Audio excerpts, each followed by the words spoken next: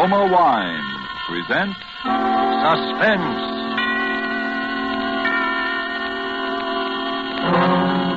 Roma Wines, made in California for enjoyment throughout the world. Salud. Your health, senor. Roma Wines toast the world. The wine for your table is Roma Wine, made in California for enjoyment throughout the world. This is the man in black, here for the Roma Wine Company of Fresno, California, to introduce this weekly half hour of Suspense. Tonight from Hollywood, Roma Wines bring you Joseph Cotton in a suspense play called Sneak Preview, which tells of a rather remarkable adventure experienced by that noted director of screen thrillers, Frank Henderson. And so, with Mr. Henderson's by far stranger-than-fiction story, as related and enacted by Joseph Cotton, we again hope to keep you in suspense. Go ahead, please, Mr. Henderson. This all began, you say, 2 weeks ago? Yes, that's right. I just finished the final cutting and dubbing on my newest picture, Escape to Destiny. Think you'll like it, by the way. Llewellyn says... Yes, go on. Well, I took the film east with me, and the first day I got there, we ran it in the projection room for a few of the boys in the New York office. They seemed to like it pretty well. Now that it's all over, and we're safe. Yes? Well, there's one thing that still worries me. What's that? It's Ruth. Will you marry me? Darling, that's the one thing I've known the answer to from the very beginning.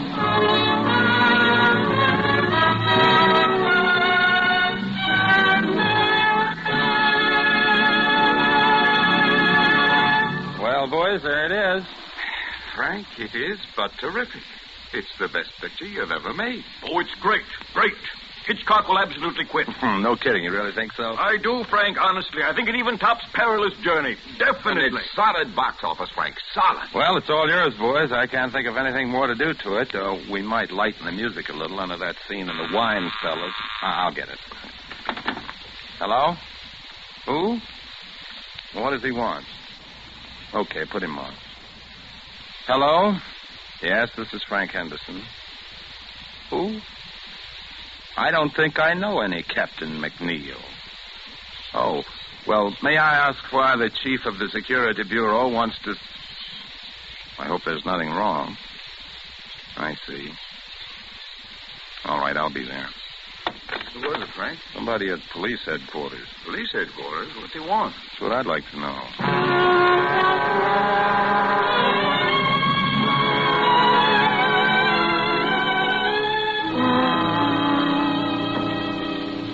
Well, Mr. Henderson, my secretary tells me you were a little mystified. Well, a little, I guess. You never heard of any Captain McNeil? Oh, no. It was just that I didn't think to connect you with the Captain McNeil. Very nicely put, Mr. Henderson. Very nicely put. But you don't need to explain. There aren't so many people as you'd think who'd ever heard of any Captain McNeil. An undercover agent isn't very much good if everybody knows him. No, I guess not. Mr. Henderson, when I heard you were going to be in New York, I just couldn't resist meeting you. You see, Mr. Henderson, I'm probably your greatest living admirer. Oh, thank you. I guess I've seen every picture of yours since the first one you directed, most of them 3 or 4 times. I'll have to remember you in my will. You know, you'd have made a first-class professional detective. I'm not so sure about that. There's a lot of difference between fact and fiction, I guess. Not so much. I've always followed the reasoning in your pictures with complete agreement. Well, I'm glad to hear that. Yes, but with one exception. Huh? What was that? I couldn't go along with you there. It was in your 5th picture, Murder in the Morning. You remember near the end of the picture where the killer has the detective and his pal at gunpoint in an empty room? I remember. The friend is allowed to leave. He's helpless anyway, unless... And here was the point. Unless the detective is able to get over certain vital information to the friend in the presence of the killer, but without his knowledge. You remember? Sure. And when the friend is leaving, the detective hands him his hat. Mm-hmm. And inside the hat band, he slipped a piece of paper with the information on it. Is that what you mean? Exactly. And that's where I disagree.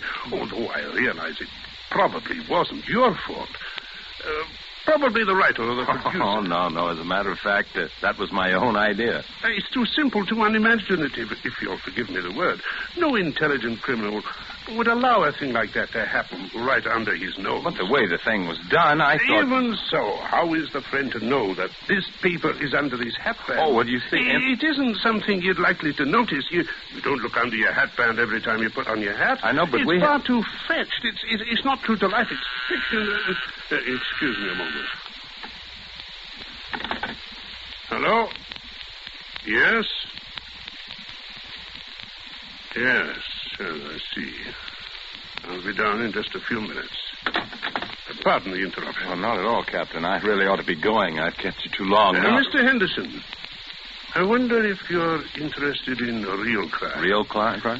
Have you ever seen an actual murderer? Well, you do make me feel like an amateur now. No, to tell you the truth, I never have. Come on, then. It might give you an idea. It's down the hall.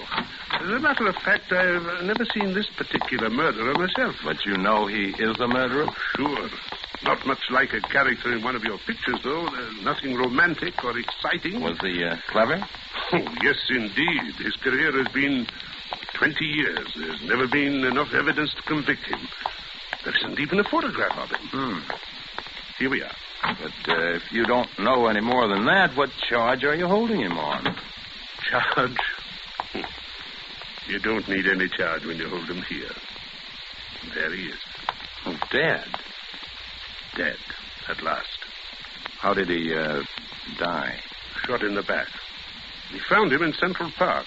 Well, there you are. Gregory Sarko. Murderer, spy, drug addict, and about everything else in the book. Know who killed him? Who knows? Who cares? There are plenty of people who would have been happy to do it if they dared. I suppose he had identification on him. Sure. Bank book, wallet, a few inconsequential papers. Is that all? That's all. Oh, a little money, a handkerchief, a tin of aspirin. Aspirin? Sure. Criminals have headaches just like other people. It was aspirin, I suppose. We professionals may not be romantic, Mr. Henderson. We are thorough. Oh, cool. Yes, it was aspirin. I remember you saying he was a drug addict. So that was all he had on him, huh? That's right. Nothing very sensational or exciting. No clues. Now, what about that bank book? Was it in his own name? Oh, he had a lot of names. Gregory Sarko was the one in the bank book. His own, by the way. Why? Because a perfectly crazy notion has just entered my head. For a new picture? It could be. But, well, here am I in New York. Little time on my hands, and, well, the guy intrigues me, that's all. A dead man intrigues you? His life intrigues me, sure. Finding out more about it intrigues me. What's the difference? The guy's dead. What have I got to lose? Well, now, I don't say it's likely, Mr. Henderson, but it's possible, just barely possible, that you might lose your life.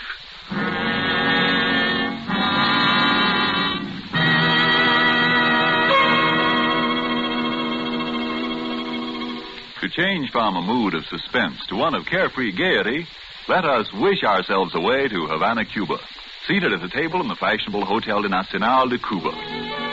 Near us, a group of Cubans are entertaining an American visitor. Our American has just remarked that in point of great enjoyment, the Cuban rumba is one of America's most delighting imported dances. And then, raising his wine glass, the Cuban host responds, "Then we have perhaps discharged some part of our debt to you Americans for this wonderful tasting wine that gives us such great enjoyment. It is wine that Cuba imports from your faraway California. It is Roma wine." Americans didn't have to wait for wine connoisseurs of other lands to discover the greatness of California's wine districts, the superb quality of Roma California wine. So many millions made this discovery for themselves that Roma wines have long been America's largest selling wine. But these millions discovered something more. In Roma wines, they discovered an easy, inexpensive way to increase the delights of daily living. Yes, millions have discovered that Roma wines is a beverage on the table, and when used in entertaining, add charm of a special and wholesome kind. I told you Roma wines cost little. That's because here in America you pay no high import duty, no expensive shipping charges. Too, Roma wines are made in Roma's own wineries in the heart of choice California vineyard districts.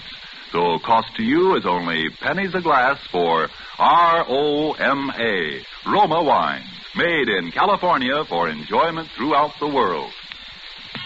And now it is with pleasure that we bring back to our soundstage Joseph Cotton as movie director Frank Henderson and Robert L. Richards' sneak preview, a tale well calculated to keep you in suspense.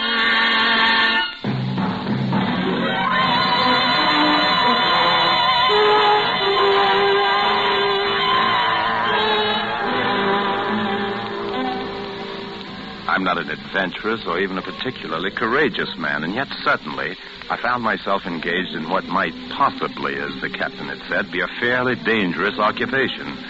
I pored for hours over Captain McNeil's file on Sarko, even persisting in the face of a sudden and somewhat mysterious reluctance on the part of the captain to have me do so. The next thing I did was to inquire at the bank, which had issued Sarko's bank book, and found out exactly nothing. I was pretty discouraged and about ready to quit when I went back to my hotel that evening.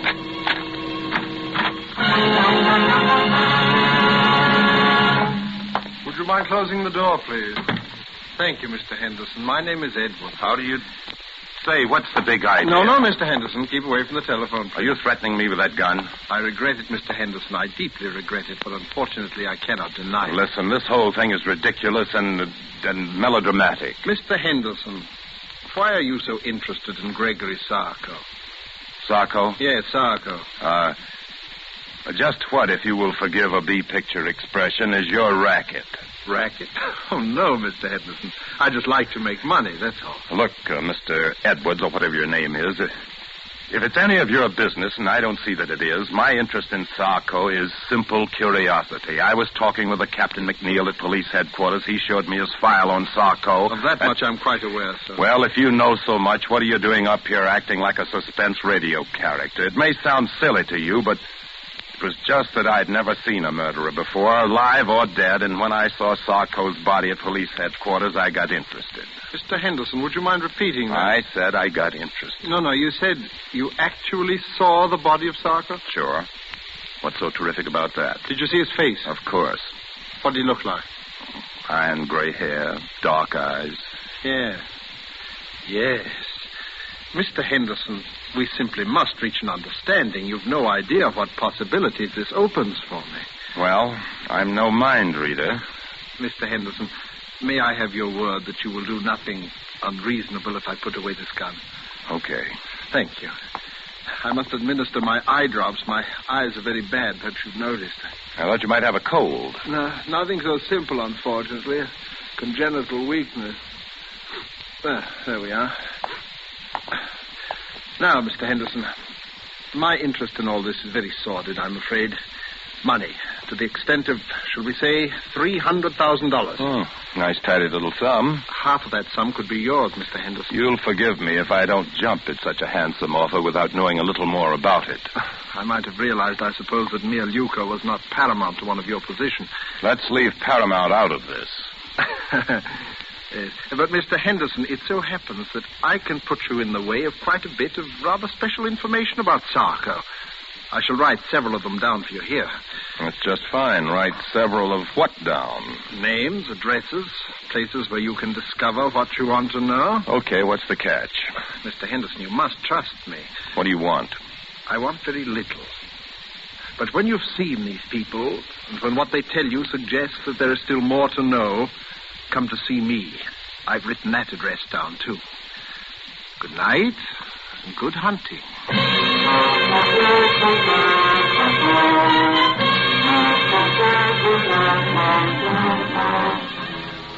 Well, by this time I was so obsessed with the thing that I actually set out to follow the itinerary of the rather sinister Mr. Edwards to the very letter. There was a man serving a life term at Sing Sing. His name was Coletti. Well, it didn't used to be so healthy to talk about Sarko, but seeing he's dead, yeah, I know him pretty well. Did you ever do any business with him? Yeah, we had one little deal. He helped me in some business I had with Senator O'Malley. Remember him? He was chairman of the Foreign Affairs Committee during the disarmament conferences after the last war. That's right, until 1927. Was that the year you and Sarko had your business with him? Oh, that's right. That was the year he was assassinated, wasn't it? Yeah. It was quite a coincidence, Mr. Henderson. Quite a coincidence.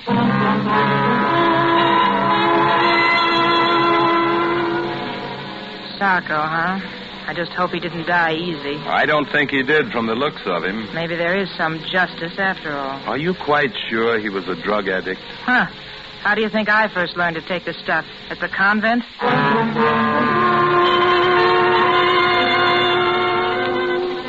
There is one guy who might talk. I never seen him, but they called him Eddie the Greek.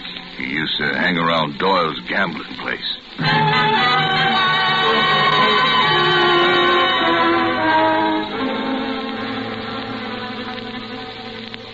You see, Mr. Henderson, it all turned out rather well from your point of view, didn't it? In a way. But there are a few little pieces of the picture still missing, eh?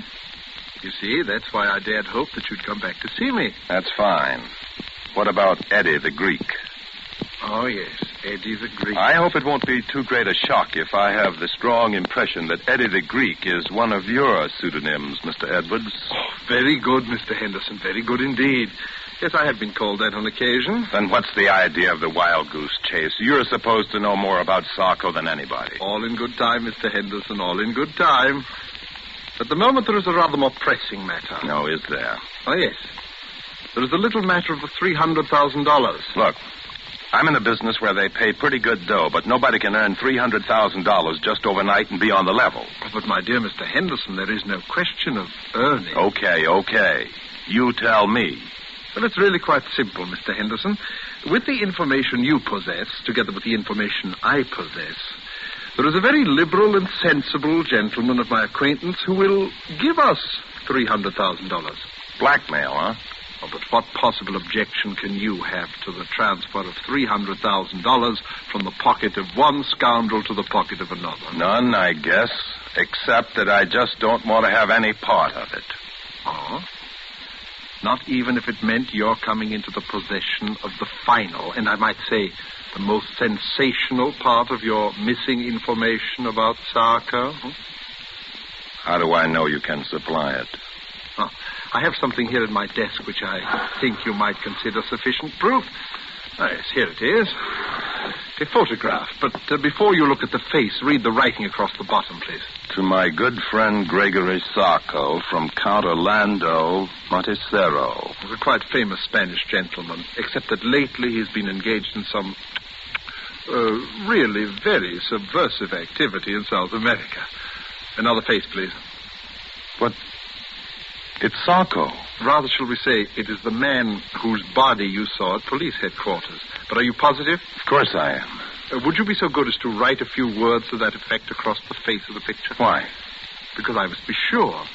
And even on our brief acquaintance, Mr. Henderson, I know that you would not write anything above your signature that was not absolutely true. Sure, if it'll make you feel any better, it is true. Here. So, now you see it, Mr. Henderson. You saw this body, you alone, except for one or two police officers with whom I confess it is a little difficult for me to deal. And the body is not that of Sarko. And the real Sarko? Is alive and quite well, I'm happy to say, and here in New York.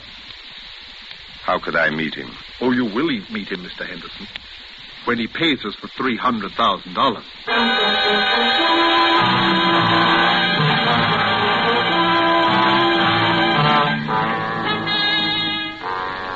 By this time, I had to go through with it. I could see the whole thing on film. What a thriller. I left everything in the hands of Mr. Edwards. A meeting was arranged, a hotel room, the hour 8:30. And there we waited for the man I'd traced all over the underworld of New York. The murderer, spy, dope peddler, Gregory Sarko. Not nervous, are you, Mr. Henderson? Aren't you? A little. Yes, I must confess. Our visitor this evening is not what you might call an easygoing man. But we will not be murdered. No, we will not even be followed, at least not successfully. Where do you go from here? To my little apartment where you met me. It's the safest place in all New York. You don't mind if I catch up on my notes while we wait? Your notes? My private file on Sarko. Oh, of course. You know, Mr. Henderson, sometimes I fear that you might think that I've not been quite as candid with you in this matter as I might. There are one or two little things, aren't there? Your own connection with Sarko, for instance. Naturally, but I honestly believe that once you just... Will you stand by the door, please, Mr. Henderson? Open it when I give you the word. Do you have to point that gun? There will be no shooting. This gun is just in case. You may open the door now, Mr. Henderson. Come in. Good evening, gentlemen. Captain McNeil. Surprised to see me? Naturally he is. When an appointment has been carefully arranged for Mr. Henderson to meet the arch-criminal Sarko, and when that arch-criminal turns out to be none other than the illustrious Captain McNeil, naturally. I sort of wondered how you managed to get yourself a part in this little drama, Mr. Henderson. Now I know. Well, would you mind awfully explaining it to me? If I were to tell you that I am not Sarko, but rather that your confederate, Mr. Edwards, is Sarko, would that help? Oh, I'm truly sorry, Mr. Henderson. It seems my fate to be forced from one deception to another. Then you are Sarko. In a word, yes. You see, Captain McNeil would scarcely have acceded to my request if he'd not feared that a third and highly respectable party were also privy to our little secret. After all, there would be ways of dealing with Sarko, but a well-known motion picture director, that would be another story. By the way, Captain, did you bring the money, please? I did. How convenient to deal with a police officer who also happens to have a large private fortune. Don't you want to count it? Oh, I can see it's close enough. Listen, Mr. Edwards. If you think you're going to get me to play cat's paw for you, you're... Mr. Henderson, you forget that I have your signature on the photograph of that man whom the good Captain McNeil mistakenly killed. You see where you fit into the picture now, Mr. Henderson? And not a very pretty picture, either. Yes, it would be most inconvenient for Captain McNeil if it were known that he had accidentally liquidated the good Count Montresero, even though from a patriotic standpoint it is undoubtedly an excellent thing that he did. But there might even be international complications, might there not, Captain? Mr. Henderson, if I'd only resisted the temptation to show you that body. If only you had, Captain McNeil. You'll forgive me, gentlemen, if I administer my eye drops. My eyes seem to grow worse as my fortunes grow better. And you'll forgive me if I leave now? Perhaps someday there'll be another meeting. It could happen. Yes, who knows? Your hat, Captain McNeil. Thank you. Good night. So you're the great Sarko, eh, Mr. Edwards? You see why I could not tell you before. Believe me, I wish to, if only because your interest was so flattering. You know, he'll catch up with you someday, Mr. Edwards. Captain McNeil? Not as long as I can prove that he killed Count Montresero. By the way, was that just a sort of happy coincidence for you, or was it? Not quite. I had done some business with the Count which had turned out rather badly. Oh, he was a pure Nazi agent, without doubt. In any event, I was in difficulties with the fellow, and I persuaded him that he could secure some very valuable information if he would appear in New York as Sarko, which he was unwise enough to do. And then you tipped off Captain McNeil that Sarko was in town. You're a pretty clever boy, aren't you, Mr. Edwards? Thank you, Mr. Henderson, thank you. And now may I suggest that we return to my little flat? We? Under the circumstances, Mr. Henderson, I believe it would be safer for both of us.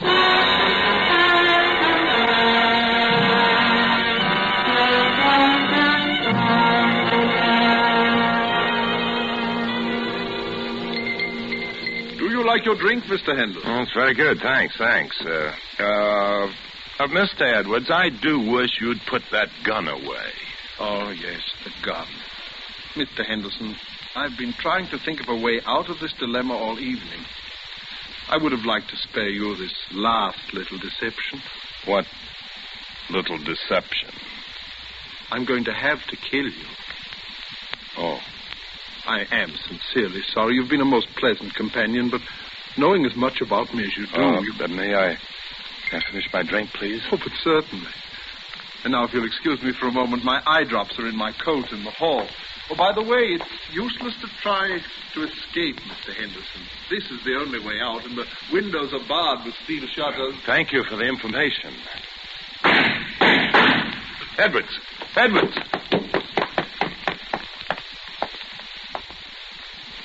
Dead. Captain McNeil. I take it that someone has just liquidated our friend Sarko, or Edmund, as you prefer. So it would seem. Did you see it happen? No.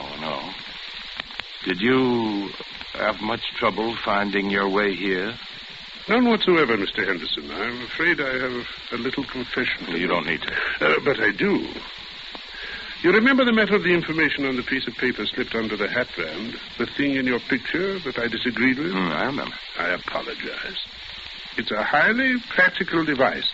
Highly practical. Well, perhaps it wasn't made clear enough in the picture that the paper was rolled up into a little hard ball. I suppose it hurt your head when you put your hat on. It did. And I found the address of this place when I removed it. You'd make a fine detective, Mr. Henderson. By the way, how much have you known? You know, I'm kind of surprised myself. Quite a lot, as a matter of fact. You knew about the body I showed you? Well, I was pretty sure it wasn't Sarko, a drug addict who takes the precaution of carrying aspirin for his headaches, would certainly carry his favorite drug, too.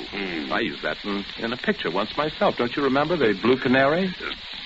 So you did now. So you did. I should have remembered. And I suspected Edwards because of the eye drops. There was nothing the matter with his eyes. His particular brand of drug works on any mucous membrane, including the eyes. Mr. Henderson, you're all right. And just what are your immediate plans? Well, I'd kind of like to get out of here. Now, what about the money and the photograph? Don't let it worry you. The money and the photograph are safe. I kind of thought so. And I suppose we can safely leave to the regular police force the question of who killed Sarko. I think we can. If I knew who, I'd sort of like to thank him. He did save my life, you know. And if he knew you, I'm sure he'd want to thank you as well, because, in a way, you also saved his life.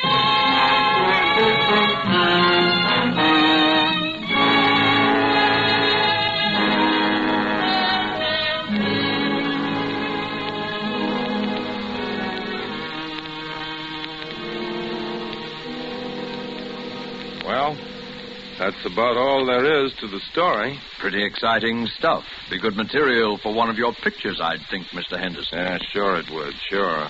For that dumb studio of mine, I called a big meeting just before I left New York, and I told this story, changing a few names and places, of course. And what happened? I don't know, Frank. It's a good story, but I don't know. What's the matter? I think it would make a swell picture. Public would never go for it, Frank. It's too crazy. It's unbelievable. Yeah, I wouldn't buy it. You're entirely right, L.G. Don't make sense, Frank. A thing like that couldn't happen. Couldn't happen? Look, I'm telling you that Too arty, entirely too arty. Wouldn't gross a dime. And by the way, Frank, I wanted to talk to you about the new release. Where have you been? Me? Yeah, the last time we saw you, you beat it out of the projection room to see some cop, and nobody's heard a word from you for 2 weeks. Where you been? Me? Oh, I've been around.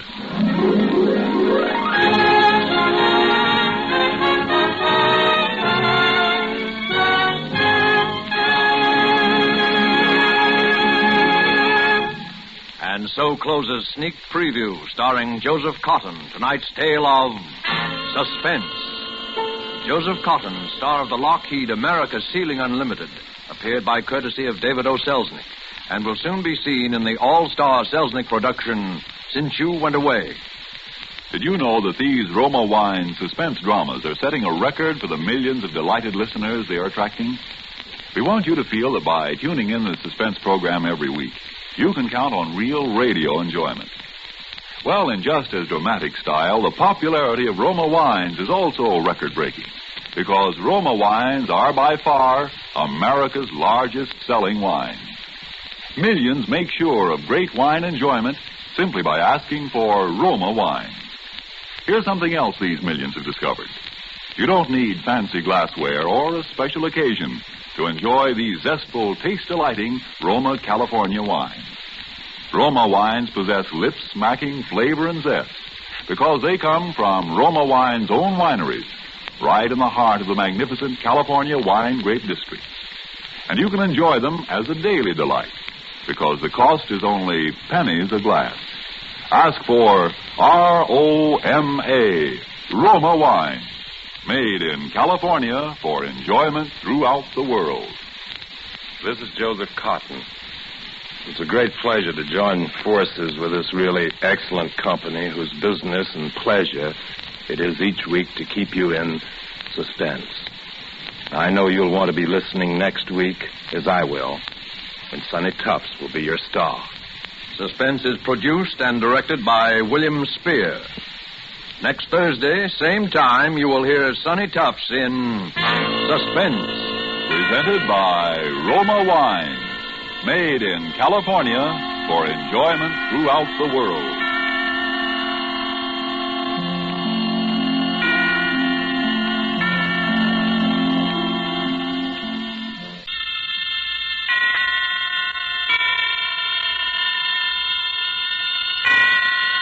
Roma Wines present Suspense.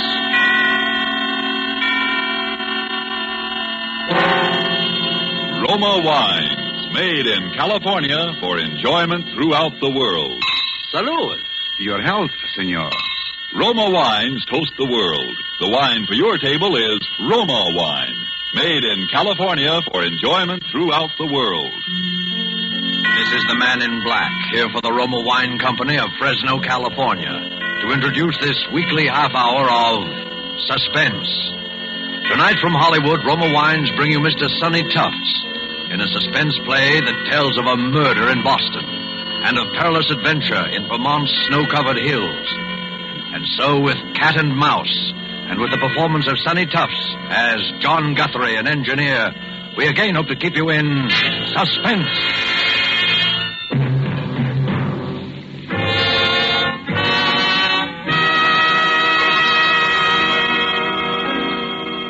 W1QXL, W1QXL, W1QXL. This is W1RBX calling W1QXL, W1QXL. This is WIR, Montcar, Vermont, calling and standing by. W1RBX, W1RBX. This is W1QXL in Boston, returning. Hiya, Guthrie, how you been? Signal's clear, good signal. Come in. W1QXL, W1QXL. W1RBX back. Hello, Lockwood. I'm fine. Signal's good up here. I got lots to tell you. Been trying to get in touch with you for the last couple of hours. Where you been? Out to dinner with Valentine? Go ahead. Sorry, Guthrie, I haven't seen Val today. She hasn't answered her phone. Guess she's awful tired of picking it up and hearing me on the other end proposing. Anyhow, I've been working hard. Oh, had a little excitement here at the laboratory an hour or so ago. Thought we had a prowler on the grounds. But guess it was a false alarm. Nerves, I guess. What's your news, Guthrie? I've got a bit for you myself, but let's hear yours first. Go ahead. Okay. Well, as far as I'm concerned, kiddo, you can set up a date for demonstration for the Army Signal Corps and the Naval Ordnance people just as soon as you like. We're in the clear now for keeps. I got the last bug out of the screen this morning, and it ought to make the prettiest little image you ever saw. And if the brass hats put the steam on, I don't see why it shouldn't be in there fighting in a couple of months. Now, let's hear about you. Go ahead. Boy, that sounds great. Hold it, Guthrie. Something going on here. Keep listening. I'll be back in a second. Who is it? Who's out there? Who's there? Get out from there or I'll shoot. Come out. Stop. Stop.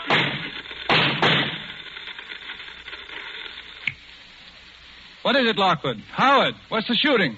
Is that you coughing? Lockwood, is that you? Go ahead. Hello. Hello, Guthrie. I saw him that time. Almost got him with my rifle. Wonder what that guy can want. Well, I know one thing he's got, and that's a sore throat. Boy, did you hear that cough? Go ahead. I'm worried, Lockwood. Somebody must be getting wise to what we've got. We'd better arrange for more protection around the lab. Well, you've heard my say of it. How are you getting on with the blueprints? Go ahead.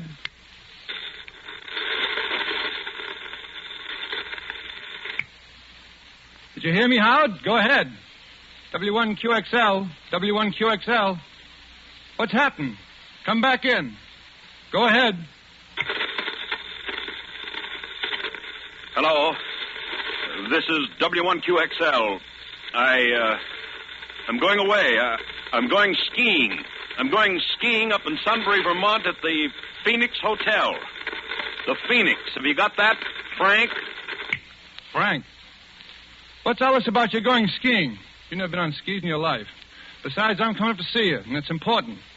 We'll get together now in the blueprints, okay? At the Phoenix Hotel. Go ahead, Frank. What's this gag calling me Frank? What's going on? I hear voices behind you. Sounds like interference. You all right?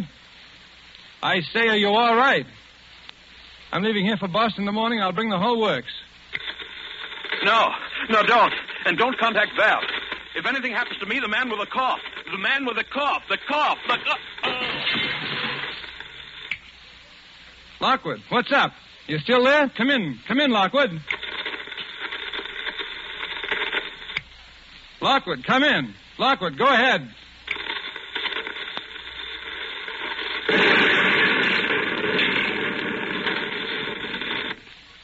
W1QXL, W1QXL. This is W1RBX calling. Go ahead. W1QXL, W1QXL. This is W1RBX. Go ahead.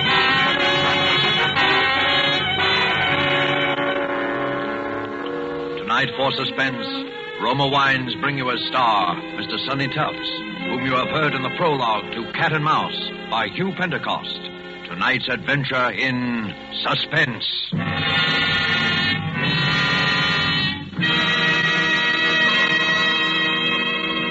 While the play's scene changes, let me describe another scene that might even now be taking place in the handsome cafe of the Hotel Nacional de Cuba in Havana. An American visitor has remarked to his Cuban host what great enjoyment the Cuban music and the dancing gives him. Gracefully, the Cuban host returns the compliment, saying, "But your United States makes us a gift that gives great pleasure on many occasions. Your superb wine from the choice wine districts of your California, your Roma wine." Yes, for a wine to give great enjoyment, it must have greatness of character, and it's this that has spread the fame of Roma wines to other lands. Why, otherwise, would these countries import Roma wines to be enjoyed as a rare luxury? How fortunate, then, are you who can enjoy any of the Roma wine's many different delicious wine types whenever you choose without additional charge for import duty, with no high shipping costs added to your small cost for Roma wines. Yet here is a quality so high it has won international recognition. Quality coupled with cost so modest that Roma wines are America's largest selling wines. Why not make your own taste test of these good Roma wines and discover for yourself the fine wine qualities acclaimed by wine experts of many lands? I'll spell out the name for you. R-O-M-A. Roma wines, made in California for enjoyment throughout the world. And now it is with pleasure that we bring back to our soundstage our star, Sonny Tufts, as Engineer John Guthrie in Cat and Mouse. A tale well calculated to keep you in suspense.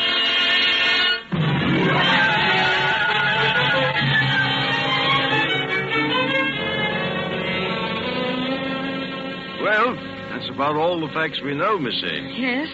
The bruises on Mr. Lockwood's head were a little hard to explain, as you pointed out. It was the explosion that killed him. That seems to be fairly... Dr. Vaughn, yes, the explosion may have been what actually was the final cause of his death. I take a doctor's word like you for that. But those marks and bruises... Suppose he'd been beaten, hit over the head in order to make him... In order to make him what? But I can't say any more, Dr. Vaughn. I don't know quite what I'm talking about anyhow, I guess. You see, Howard had been experimenting with something. He had a collaborator. Collaborator? Yes, I don't know who. Howard would never... Well, he used to talk to this other man on shortwave. They both had shortwave sets. Radio hams, you call them. Those amateur radio operators. Yes. Well, I must go. Oh, let me help you with your coat, Dr. Vaughn. Oh, thank you. I must say that after talking to you, I'm partly convinced, Miss Ames, but murder's a pretty difficult thing to prove, especially in this case, and... Oh, excuse me. I'll be going, then. Hello? Yes? Who? Mr. Guthrie. Well... Oh, I see. Well, if you was a friend, Where, in the drugstore? Yes, I'll wait. Just come right up to apartment 15E. Yes. Goodbye. thank you again for your trouble, Dr. Vaughn. Well, please feel that you can call... Oh, I'll get you some water. No, don't bother. Too many cigars. The bad larynx. I'm awfully sorry. I'll say goodbye. Sure you're all right? No, it's perfect. Don't worry. I'll keep in touch with you, Miss Ames. Yes. Well, goodbye now.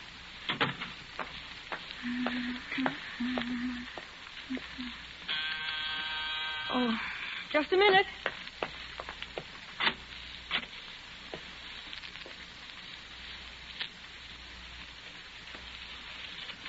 Hello. You must be Valentine Ames. Yes, I am. I'd recognize you anywhere. Well, just, are you Mr. Guthrie? Just throw your things in that chair there. You're just as I pictured you. Lockwood spoke of you so often. Howard spoke of me? Do Well, you? You were engaged to be married, weren't you? No, I was fond of him, but never that way. He told me, that is, he said... Then you were his collaborator. Oh, please, Mr. Guthrie, you can trust me. I need help. They all say his death was an accident. The coroner, the newspapers, the police. But I know it wasn't. How do they say it happened? An explosion in his laboratory. Chemicals he was using in his experiments. Nonsense. Explosion. There wasn't anything more explosive in Lockwood's lab than a package of matches. Then you were his collaborator. Oh, please trust me. Lockwood was murdered. I know it. You think so, too, then? Yes. Well, then our job is to prove he was murdered. No, I'm sorry, Val. There's something more important that comes first. When they killed Lockwood, they stole half of our... well... Your invention? But half an invention is worthless.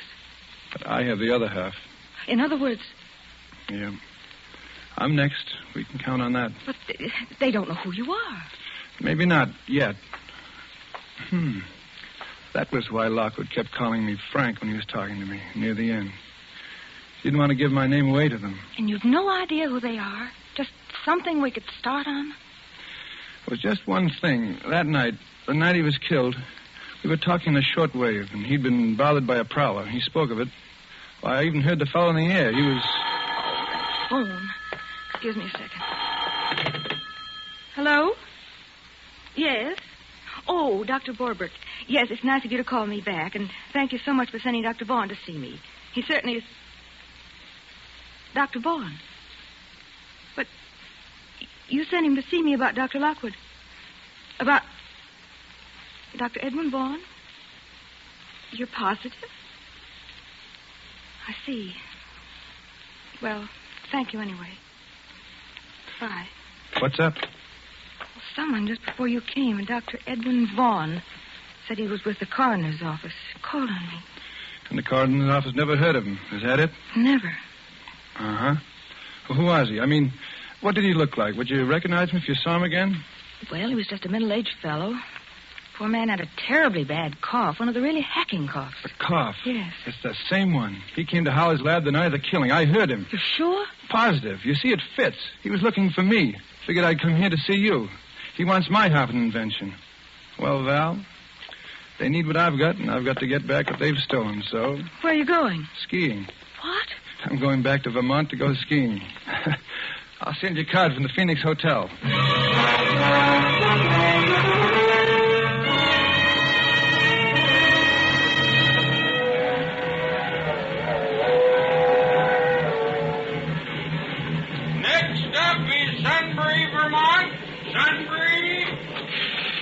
Bring me an orangeade, Porter. Well, hello. You're new up here. Beg your pardon? You're going to the Phoenix Hotel, of course. Get so you know a skiing fan when you see one. I know most all the Phoenix crowd. This must be your first trip to the Phoenix, huh? Yeah, it is. Name's O'Brien. John Guthrie. Excuse me. Do they serve drinks in this lounge car? Yes, they do. Yeah, you're new, too. Well, yes, I've only been in the States a few weeks. Oh, no. I mean new to our weekend skiing contingent. Skiing contingent? Yeah. Oh, yes. I'm O'Brien. This is Mr. Guthrie. What'd you say your name was? Well, I'm... Thanks, Porter, thanks. And bring me a couple more cigars, will you? Here, take one of mine while you're waiting, Mr. O'Brien. Oh, thank you. Now, that's what I like about the Phoenix crowd. They're sociable. Everybody pals with everybody else. Sounds very pleasant. Yes, I suppose so. Well, Mr. Well, anyway, you wait. By Monday, everyone in the place will be calling you by your first name. Oh, really? Well, I guess I'd better be getting back to my compartment. Very happy to have met you, gentlemen. See you later. Queer duck. Unsociable like. Now, I always say, you take a fellow that won't mix. Be quiet a minute. What's the matter with you, Mr. Guthrie? You look like you'd seen a ghost.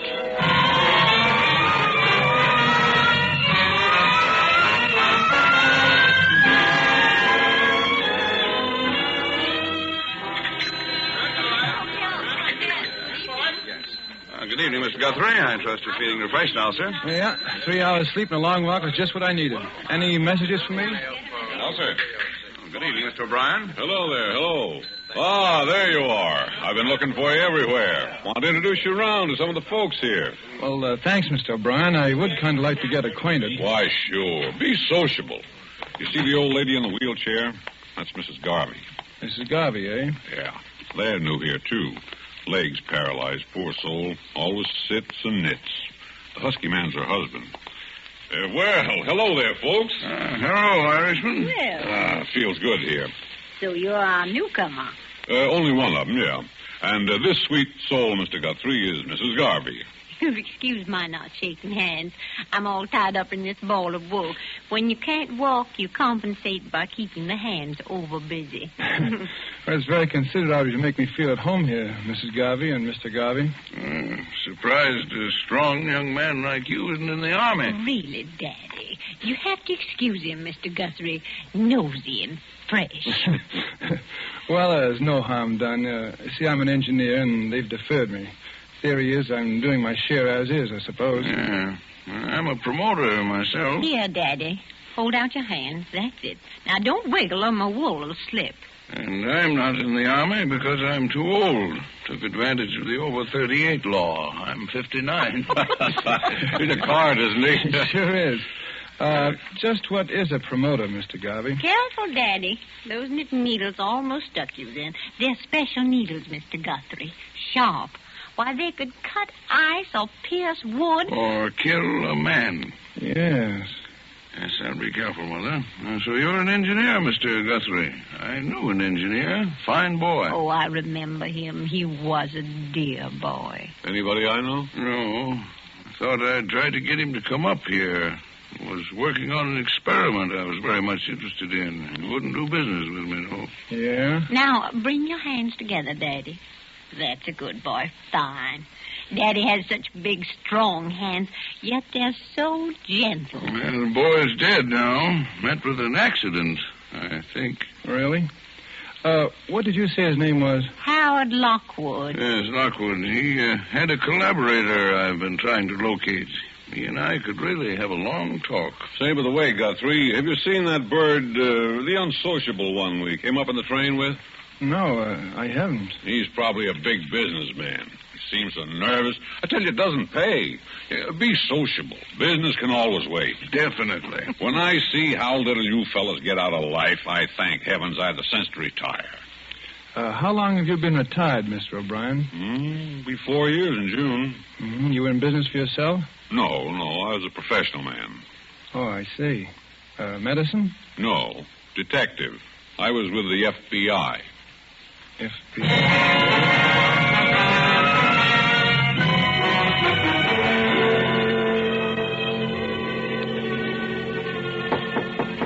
Come in. Well, Guthrie, come in. Feel just like a nice sociable talk. Sit down. Mr. O'Brien, I'm in trouble and I need expert help, and you were an FBI man. You can help me. Uh-oh. I was afraid of that. I'm sorry, Guthrie. I'm retired. Too old for the game. You get a hold of the Boston office. They'll get someone up to help you in a jiffy. Call Jack Porter. He's in charge now. Mention my name. But there's no time now. You see, Boston is 6 hours from here. I need help right now. Oh, take it easy, boy. Relax. I suppose you're another engineer with some gadget that's going to win the war. That's a familiar one. Mr. O'Brien, this is serious. There's a murder in this hotel, and if I don't get him, he'll get me. Now, take it easy. If you'll just give me a hand. You know, I felt there was something going on here this weekend. Things weren't sociable like they usually are. Mm-hmm. What have you noticed? Well, nothing in particular. Just people seemed to act funny. You take that Garvey and his old wife, and that bird with a cough that came up on the train with us. What's he up to, eating his meals in his room? Look, will you help me, Mr. O'Brien? I do have an invention, as it happens, and... Oh, excuse me a minute. Hello? Mr. Guthrie? Yes, he's here. The gentleman in 421. Right now. Very well. Goodbye. It's for you. Party in 421 wants you to step in and see him. That's him. That fake Dr. Vaughn. Well, this is it. And you refuse to help. Oh, now, look, I'd like to, I guess, but after all... All right, O'Brien, but look, just this. 421 is right down the hall. And if I'm not back in 10 minutes, will you knock on the door? Oh, that much I'll do for you. John. Val. Valentine, what are you doing here? We agreed that you... Oh, John. Open your door quickly before we're seen together. Look, Val, I've got something important to do. Wait in my room for me. If I can only find a key. The door's open. That's funny. I locked it. Look. The room's been searched. My papers, the pillows, my trunk. Oh, John, they know you. Where is it? You didn't bring the blueprints with you here. I'm not that dumb. Well, it's gone. What? My gun. Oh, John, I'm afraid. I feel as if I'd known you for a long time. My dear. Val, you know I love you, don't you? John, we shouldn't talk about that now. But, you see, I've been in love with what I think you are. I've only known you for 2 days, and... What are you trying to ask me, John? Why you came when we agreed that you shouldn't. Because I was afraid that you... And why I find you hiding near my door and find the door unlocked. And I had locked it only 10 minutes ago, and then I come into my room and I find this. Oh, John, don't. Please don't. I came because I wanted to help you. I felt that if you were in danger, it wasn't right for me to stay home, safe, not knowing. Yeah. I'm sorry, Val. I trust you. Look, stay here. I'm going down the hall. Somebody's waiting. Oh, don't go, John. Don't, please. I'm afraid for you. You got a gun, Val? Yes, I thought I might need it. Now, give it to me. Now, kiss me. Oh, John, Wait here. If I'm not back in 10 minutes, get the police. Where are you going? Room 421. To talk to a man about his cough. I'm going with you. This is his room. I'm going in with you. You're staying outside. Step back. Don't let him see you. Open up. His door's open, too. There on the rug, the body. Dr. Vaughn, he's dead. Look at the gun. He's holding it. He killed himself. You mean he's supposed to look as if he killed himself? He was shot in the back of the head. A bit too neat. What do you mean? That gun in his hand. It's mine. Then if he wasn't the murderer, who was he? Oh, John, the gun. They'll think that... Shh, take it easy. That gun may come in handy. Come in. Well... O'Brien, look here. What? This gun's mine. It's a plot to frame me. What? That's not your killer, Guthrie. That's Hilary Lawrence of Scotland Yard, assigned to this case because his government, like ours, is keenly interested in your invention. I should have listened to you before, Guthrie. You know about it, then? I checked. Called FBI office in Boston. Talked to Porter. Yes, your Dr. Vaughn was Hilary Lawrence of Scotland Yard. He was the one you heard in Lockwood's lab the night he was killed. He must have got a little too close in the tail of the real killers. Mr. Garvey was... Well, I really don't know enough to talk. I better shut my big mouth. But I think I know. You know the killer? No, but I have no proof. Without proof, Guthrie, you'll be held for the murder of Lawrence. That's obvious. We've got to get our other evidence before someone finds the body. Yeah. You know, there must be a hideout around here they operate from. There's a cabin about a mile to the left from the top of the ski jump. I saw it one day when I got lost. I've got a funny hunch it might be the place. If we can get there and find something involving them before the hotel people find this body and arrest you, we'll be... Well, what are we waiting for? Come on, let's go. Come on back to my room, Val. See you downstairs in 5 minutes, O'Brien. But if we don't find proof, John, what then? Then we get murdered or get held for murder.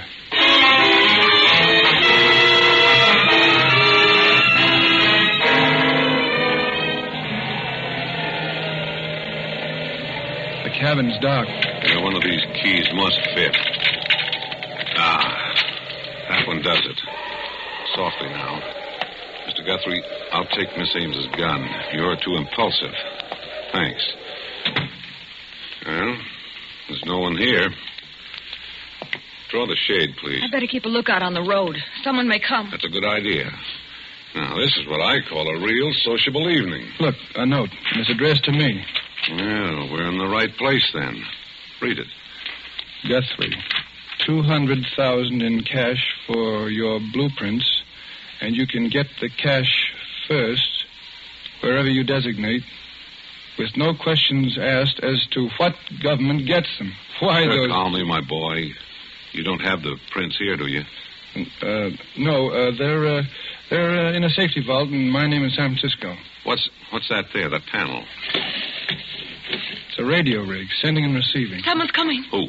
Quick, turn off that light. Take a look, John, here through the window. It's Garvey, and he's alone. Alone? Are you sure? Where'd he put that wife of his? Take another look. He's alone, all right. I knew she was a phony. She does too much knitting. I wonder where she is. All right, Miss Ames, out you go, quickly. Get to the foot of the road before he does. It's your car, understand? Yes. You're lost, looking for a way back to the Phoenix. Delay him from coming in here. Right. I'll go outside. You search the place, O'Brien, with Val. No, let the girl go. Her best weapon is her charm. Hurry now. Stall him as long as you can. Good luck. Don't worry. I can see them from here. Look at it. Short wave. Yeah. With this outfit, Garvey could hear Lockwood and me talking over our work. Yeah. Pretty clever operator, I'd say. Can you see Val? Yeah. She's getting near him now. Brave girl, that one. The best. There she is. He's seen her. Let me have a look. See them? Over my finger, between that row of trees. Yeah, she's talking to Garvey now. She'll stall him. Yeah. Hey, come on, O'Brien. Let's start searching his place. Wait a minute. Look, they're coming this way. The two of them. Well, I should have known. Val? Oh, no, it can't be. Sorry, Guthrie, but you're seeing right. The girl's with Garvey. But she loves me. I know it. She's honest. I swear it. They're coming up the path. You stand behind the door. I'll stand up on the balcony and cover them from behind with a gun. You all set, Guthrie? All set. You spring out on them as they close the door, and I'll cover you from here. Val, Garvey, duck. He's got the gun. Above. Oh, my arm. O'Brien. All of you reach.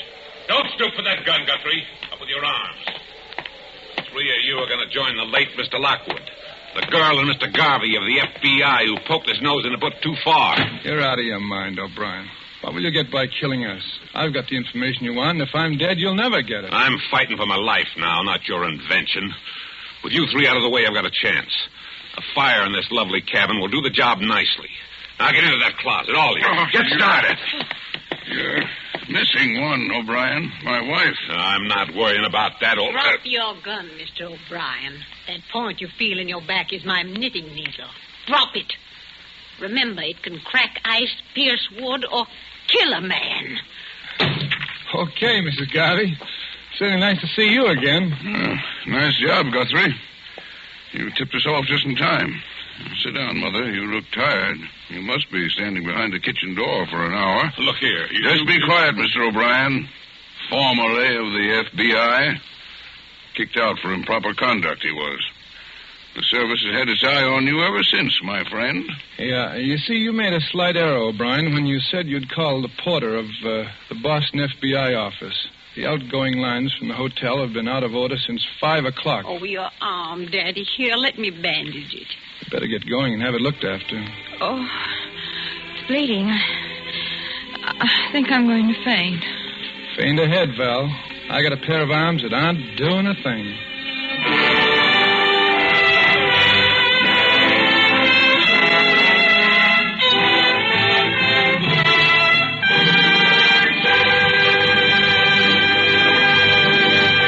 And so closes Cat and Mouse, starring Sonny Tufts, tonight's tale of Suspense. Mr. Tufts appeared through the courtesy of Paramount Pictures and will soon be seen in the Paramount picture, I Love a Soldier. Few spots in the globe boast the unique and perfect combination of nature's gifts, which makes possible truly good wine. Wine which the whole world can enjoy. But wine experts will tell you that among these fortunate spots, none can surpass the vineyards of our own California. From these renowned California vineyards come Roma wines.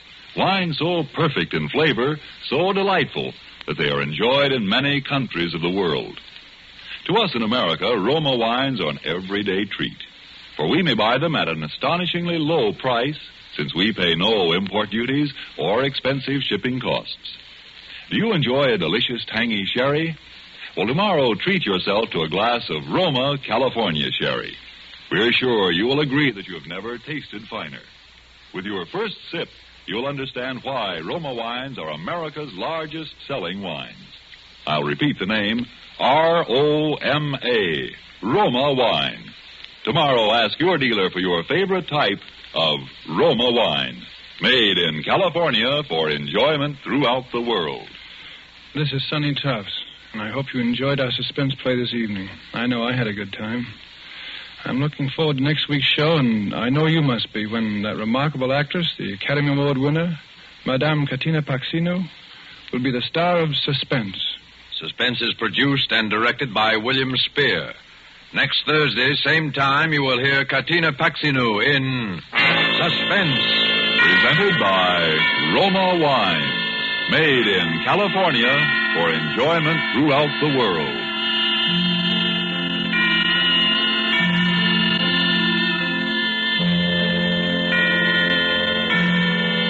This is CBS, the Columbia Broadcasting System.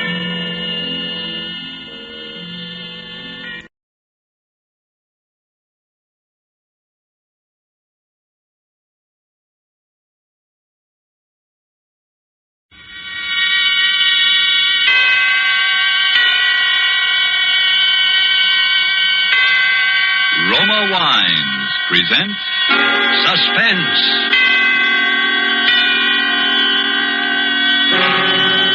Roma Wines, made in California for enjoyment throughout the world.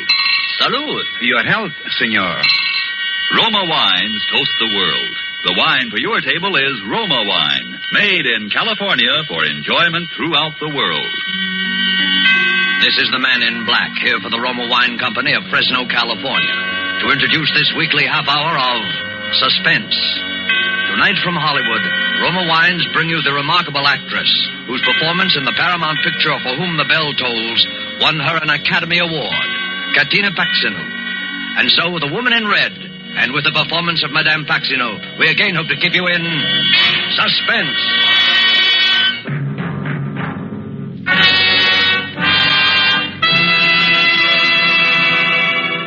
In all of London, few houses were so fine, so correct, so austere, and yet gracious with age as number 30 Henrik Square. That was true of its reception room, true of its long, quiet hallway along which the young man led the girl. Aunt Rita, this is Miss Julia Ross. The woman rested her knitting in her lap and slowly turned around. She was a giant of a woman of 60 in a bright red dress. For several seconds, she stared fixedly across at Julia. Then, in an instant, a soft, gentle smile came on her face. Perfect. How perfect. I beg your pardon? Here. Come over here, child. Let me look at you. That's it. Over there, child. Sit there on the divan. And Carl, I think I shall have my milk now. And Miss Ross will have some with me. Will you? Won't you, Miss Ross? Some milk? Oh, but I never... Some warm milk and a biscuit. Of course you will. I always find it very sustaining. Carl, you heard the young lady. And stop staring at her. You've seen a pretty girl before. Was I staring? Excuse me, Miss Ross. Hurry now like a nice boy. Is he your secretary? Let us say that he has been substituting until I found someone like you. You mean you think I will do? Don't you? Well, all I know is when I saw your advertisement in the paper, Miss Crable, I couldn't believe my eyes. Wanted secretary, Irish girl, blonde hair, age about 25. It was all so perfect. It sounded just, well, it was like me. And just like Sheila. That was my former secretary, Miss Ross. You, who passed away just recently. Oh. She had been with me many years. I'm so sorry, Miss I Crable. had the feeling that my loss might be lessened if I could really replace her. An old lady's whim, of course, because no one is ever exactly like someone else. You, for example, I'm sure you have friends, acquaintances, relatives, perhaps, you see now and then. Sheila didn't. But you see, I don't. What I mean is, my parents aren't living, and so far as friends or acquaintances are concerned, I hadn't had much time lately, and... Well, my landlady, of course, I know her, but... Unbelievable, Miss Ross. Because it's so perfect. You see, the less time you have for outside attractions, the more time you have for me. The milk, Antrita, and the biscuits. Will this table do here? That will be fine, dear. And leave us alone. Oh, very well. My aunt is a very domineering woman, Miss Ross. But also a generous one, I think. Your milk, dear. And a biscuit? Oh, just the milk, thank you. Miss Crabo, there's something you must know. Well, don't hesitate, child. Miss Crabo, I'm afraid I'm not quite what you think.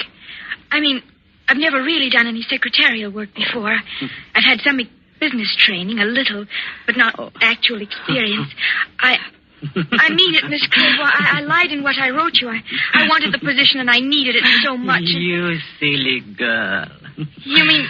You still want me? Certainly. Now finish your milk before it gets cold. Oh.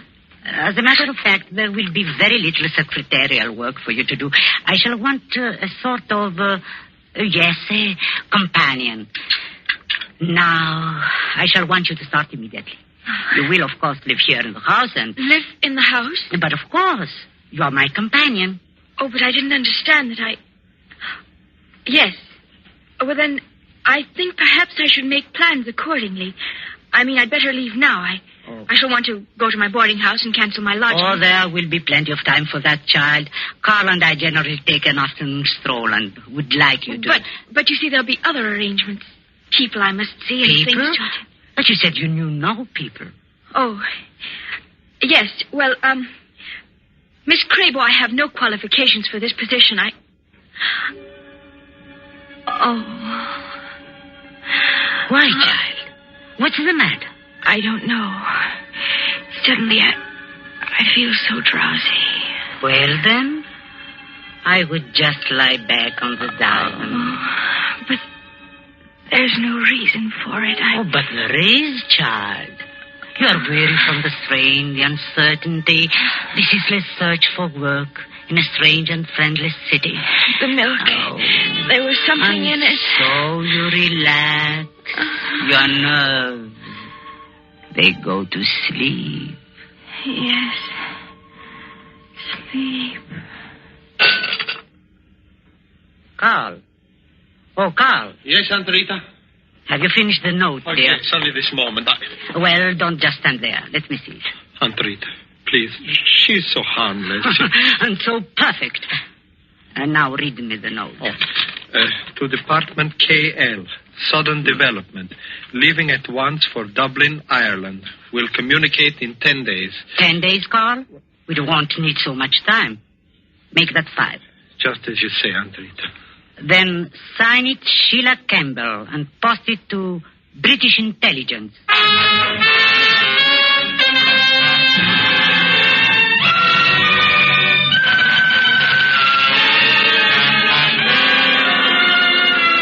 Tonight for Suspense, Roma Wines bring you as star Madame Katina Paxino, whom you have heard in the prologue to The Woman in Red by Anthony Gilbert. Tonight's adventure in Suspense.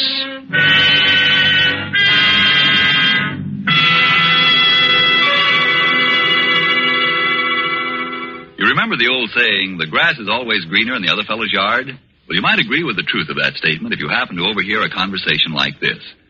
Let's imagine we're seated in the smart and festive Club Montmartre in Havana, Cuba. An American has just complimented his Cuban friend on the fine quality of Havana tobacco. Graciously, the Cuban replies, "But you of the United States need have no envy of us. Nature has made a great gift of perfection to your country, too. The magnificent wine which we are all so fond of. It is Roma wine, made in your own California." Friends, that little scene is typical of many countries where wine is truly enjoyed. For in other lands, Roma wines must be imported over long distances from our own California. A luxury to be enjoyed on special occasions. While lucky you can enjoy these superb Roma wines as a daily delight, with no import duty, no expensive shipping charges added to your cost for Roma wines. Whichever one of Roma wine's many different types your own taste test names as favorite, you'll agree here is truly superb wine that could come only from truly choice wine districts. And you'll say, no wonder Roma wines are America's largest selling wines. I'll spell out the name for you. R-O-M-A, Roma Wines, made in California for enjoyment throughout the world. And now it is with pleasure that we bring back to our sound stage our star, Katina Paxinu, in The Woman in Red, a tale well calculated to keep you in suspense.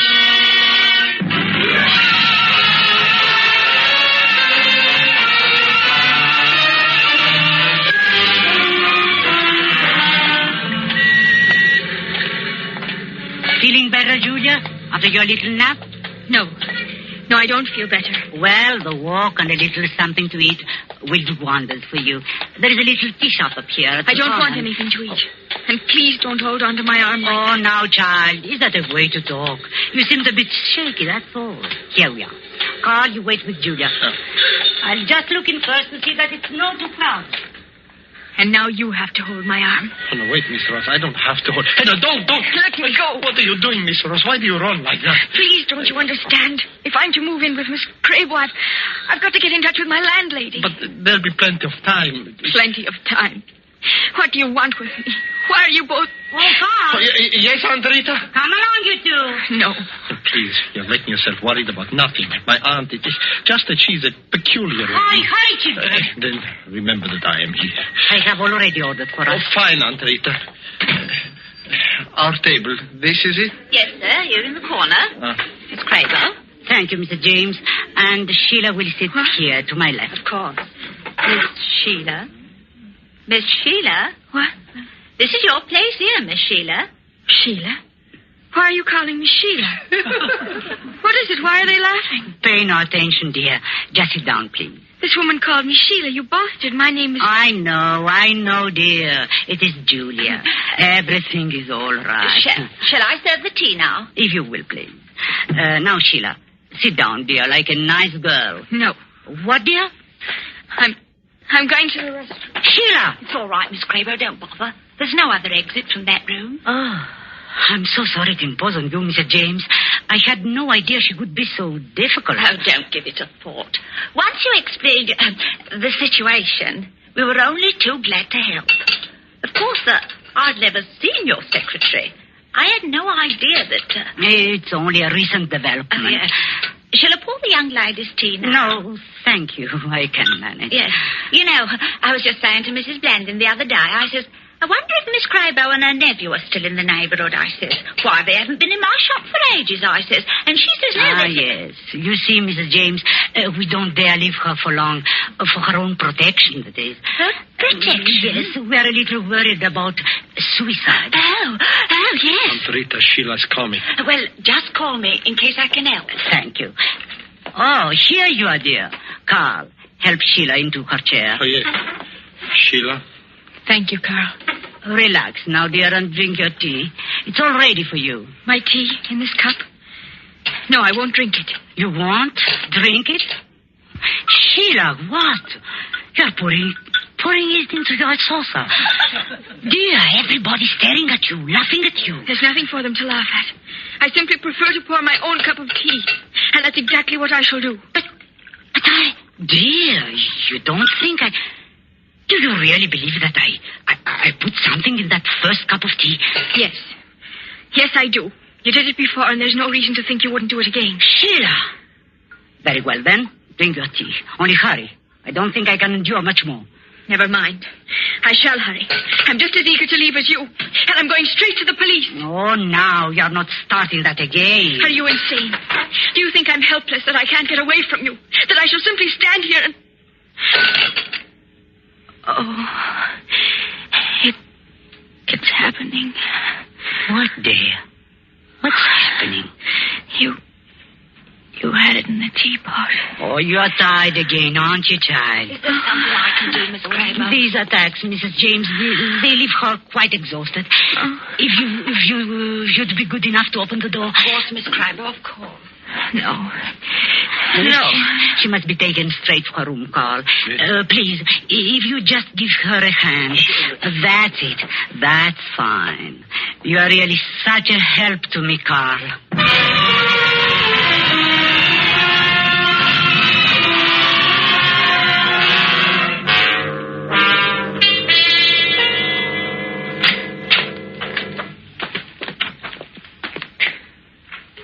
Here we are, Sheila. Right here. Now, just go to bed, dear. Let me alone. Come along then, Carl. Sheila is quite tired. Yes, Aunt Rita, I shall. You said you'd always be here. You've got to help me. What can I do? Here. I've had it in my pocket. A note. Are you coming, dear? Right away, Aunt Rita. It's to my landlady. I wrote it in the restroom at the tea shop. Here, mail it to her. It's my only chance. But I can't keep this. Oh, Carl! She's coming. Yes, Aunt Rita. You can do it. You've got to do it. Good night, Sheila. How very slow you are, Carl. Was I so very long? You like her, I can see that. A letter, I imagine. She gave you a letter to post? A letter? Oh, no, I was just locking the door. Ah, yes, of course. Perhaps I have letters on my mind, dear. After that episode with Sheila. The first Sheila Campbell, that is. Dear, hand me my knitting. Please. That's a nice boy. Do you know, I'm continually amazed at the stupidity of these English. Can you imagine that girl, that supposedly trained agent, dropping that note? And addressed, mind you, to the British intelligence. It was very alert of you, Carl, finding it. Thank you. Now, if you excuse me, I'm rather tired. Yes, this espionage, it's not a restful service. Sometimes I wonder if Bering really appreciates the risk we have taken. Yes, the girl had to be disposed of. There was no doubt of it. That was her report on us. All the facts... Aunt Rita, we've gone over this 1,000 times. I'm tired. Yes. You were right in realizing what had to be done. It was just that you acted too... Please, Aunt Rita, explain too all that. hastily, too thoughtfully, too violent. I couldn't help it, I tell you. She rushed into the telephone room out there. I ran after her, and that stupid catch lock pinned us in. She went to pieces, pounding on the door, screaming, tearing at me. I didn't know what I was doing. There was that bookend, the big one. I lost my head, that's all. It's all your fault. Why didn't you unlock the door? Where were you? I simply want you to remember that every incident counts. Because of you, we cannot produce Sheila Campbell's remains. And we certainly can't allow the police to tear up the cellar to find them. Because of you, we shall have to produce a substitute body. A substitute Sheila Campbell, who will satisfy the authorities completely. We have her, and I don't intend to lose her. The note, please. The note? The one that girl just gave you to mail. I don't know what you're talking about. All I know is you don't have to use this girl. You could get somebody else, somebody just as good. She's not right for it. Not right for it. A girl who denies her identity, who shrieks of drug drinks, persecution. She is ideal. The police will accept her as a suicide without giving it a second thought. Yes, if they knew she was really insane, but she isn't. Don't you see? She isn't. She isn't. Just ask those people at this tea shop and that foolish Mrs. James. She will tell you. She will tell the whole neighborhood. Oh, Mrs. James, a few neighborhood gossips, they aren't enough. You have to have someone professional and authority. Listen to me. Our note to British intelligence will divert them for just 5 days. Within that time, Julia Ross must commit suicide. And we will see that she does. No, I won't. I won't go through with it, I tell you. I see. What a pity it would be if the police learned who was the last person seen with the first Sheila Campbell. You wouldn't. You wouldn't turn me over. This espionage, Carl, it's a very demanding trade. The note, please. Thank you. Thank you, dear. I knew it was an oversight.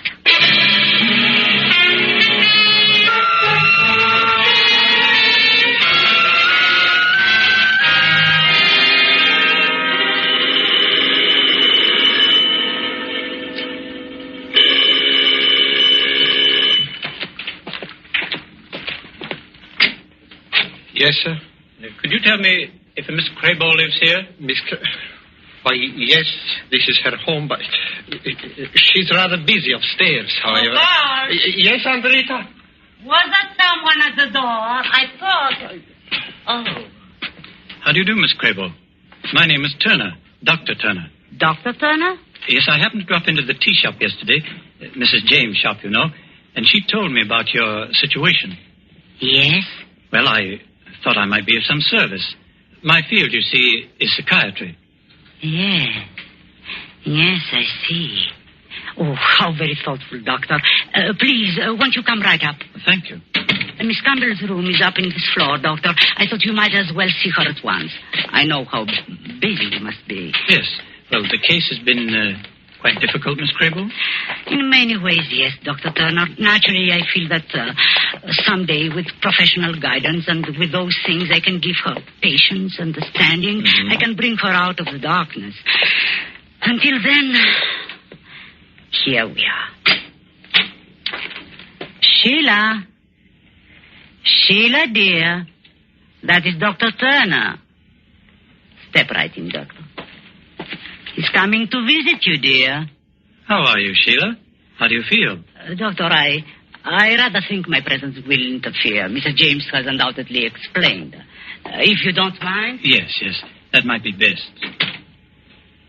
Won't you talk to me? It's all right, Sheila. Believe me, I'm a doctor. You're no doctor. No, Sheila. Don't call me Sheila. You're here to help her. Help her keep me prisoner here in this house. Stop help her drive me out of my mind. Help her. Yes, help her to murder me. Sheila, pull yourself together. She's told you everything. To act like this. Told you how to act. You must act. Why don't you leave me alone? Why don't you go away? Oh, excuse me, Dr. Turner, but I became a little bit uneasy. Yes, I can understand. Well, Doctor? Yes, it's persecution mania, clearly enough. She has all the symptoms. The deep melancholia, the stubborn, hysterical insistence that she's about to be done away with. Yes? I happen to be attached to the King James General Asylum, and I'm somewhat familiar with this type of case. There is one important thing, Miss Crable. Over here, please. Yes, Doctor? The matter of Miss Campbell's protection. Her protection? Yes, from herself. You undoubtedly are not aware of it, but her type is often inclined toward suicide. How dreadful. In case those tendencies should become apparent, naturally you'd let me know. Naturally, Doctor. She would then require professional care. Meanwhile, I'm sure your own treatment will be as effective as any.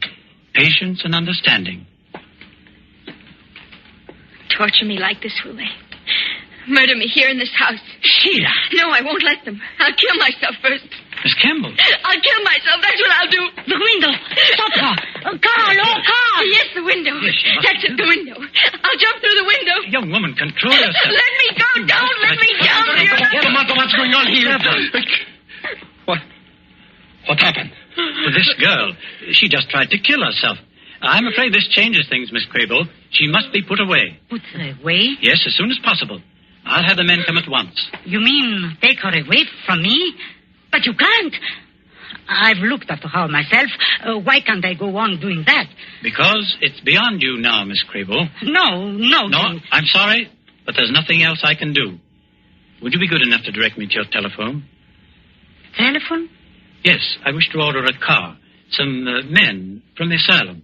Of course. There is a small telephone room right on down the hall. This way, please. I know how you must feel, Miss Crable. But you see, it's the sort The telephone, Dr. Turner, is in this room, right here. Just sit down there at the desk. Well, thank you. You're sure the young man can handle the girl? I will go back myself and take charge. Well, that will be safer, I'm sure. Excuse me. Hello? Turner speaking. Yes, Dr. Turner. I'd like you to send a car right away. And 3 men. The address? It's number 30... just a moment. Miss Crable. Miss Crable! Yes, Dr. Turner? I can't open the door. It's locked. Oh, sorry, Doctor. I'll have to get the keys from Carl. Keys? To unlock this door? This very special lock, Dr. Turner. You don't need any key. Just open the door from your side. Miss Crable! Where are you? Miss Crable! won't stop crying. I just can't get her to stop. I will get her to stop. A clever one, aren't you, child? Pretending to commit suicide so the doctor would take you away. The doctor, where is he? A splendid idea you had, leaping out that window.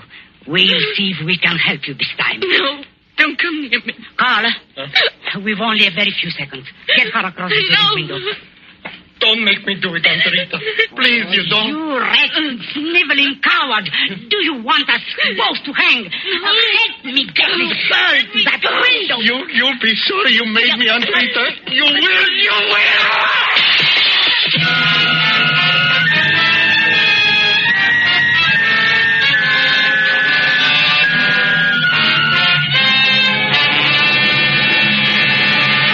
I couldn't help it, Dr. Turner. I couldn't help it. I just lost my head, that's all. But she made me do it. Don't you see? Don't you understand how it was? She made me do it. She drove me, Dr. Turner. All right, now, settle down. And do stop calling me Dr. Turner. Stop calling you doctor? You? Well, no, I'm not a psychiatrist. But I'm going to see that you meet one. Huh? I happen to be from British intelligence, Carl. I suppose I have you to thank for that letter. Letter? Yes, the one supposedly signed by Sheila Campbell, telling us she was off to Dublin, Ireland. Oh, yes. They would communicate with us in 5 days. Well, Aunt Rita, she made me do that, too. That was an inexcusable mistake, Carl. You see, Sheila would never have written Dublin, Ireland. No, an Irishman assumes that everybody knows where Dublin is. How about that, Miss Ross? Am I right? Well, I know where it is, all right. And I'm going back there as fast as I can. Oh, now, Julia, London isn't as bad as all that, you know. Maybe not. I suppose it all depends upon the murderers you meet. Why, child, you wouldn't want to meet a nicer lad than Carl here.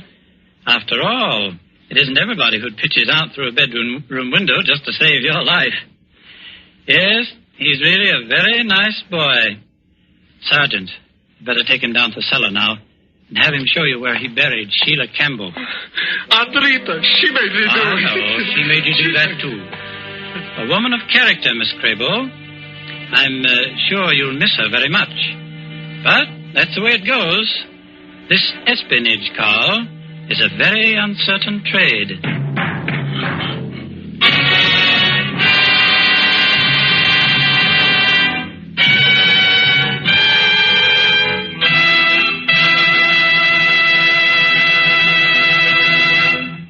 And so closes The Woman in Red, starring Katina Paxino. Tonight's tale of Suspense. Spotted about the globe, wherever wine grapes grow, there are a few wineries whose products are made for world enjoyment. Among such wineries, right here in California, are those of Roma. And we who live in America have the pleasure of enjoying Roma wine at exceptionally low cost. For we buy it free of duty and free of excessive shipping costs. For instance, Roma California Sherry is the queen of appetizer wines. And not only that, but a wine so delicious it is suitable to serve at any time, cool or chilled. But no matter what your preference may be, you will find a Roma wine costing far less than you would expect to pay for such distinguished wine. In Roma, you have the old-world art of winemaking, plus the extra care, constant tasting and testing, which modern knowledge adds to that ageless art. That's why Roma wines have a universal appeal, why they are America's largest selling wines. I'll spell out the name for you. R-O-M-A, Roma Wines, made in California for enjoyment throughout the world. This is Katina Paxino. I hope you enjoyed our suspense play this evening, and that you don't hate me too much. I'm not really as bad as that. Next week, I know you will want to listen when Mr. Orson Welles will be your star. Suspense is produced and directed by William Spear. Don't forget, then, next Thursday for Orson Welles in Suspense. Presented by Roma Wines, R-O-M-A, Made in California for enjoyment throughout the world.